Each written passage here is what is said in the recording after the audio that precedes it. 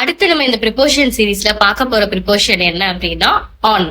So ஆன்னா உங்களுக்கே தெரியும், ஒரு சர்ஃபேஸ் மேல இன்னொரு ஒரு பொருள் வந்து அந்த சர்ஃபேஸ்ல டச் ஆயிட்டு இருந்துச்சு அப்படின்னா நம்ம ஆன் யூஸ் பண்ணணும் அப்படின்னு தெரியும். For example, the keys are on the table.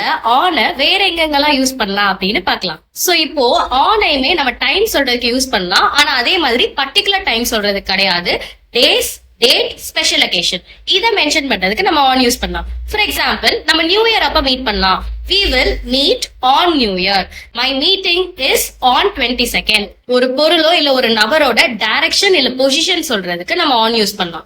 For example, அவன் ரோட்டுக்கு ரைட் சைடு இருக்கு சொல்லலாம் அப்படின்னா he is on the right side of the road அப்படின்னு சொல்லலாம். வேற எக்ஸ்பென்சஸ் பத்தி எக்ஸ்பிளைன் பண்ணணும், இது மேல நிறைய செலவு பண்றாங்க அப்படின்றத பத்தி சொல்லணும் அப்படின்னா நம்ம ஆன் யூஸ் பண்ணலாம். For example, I spend more on dresses. Okay, I'll see you in the next video. Bye.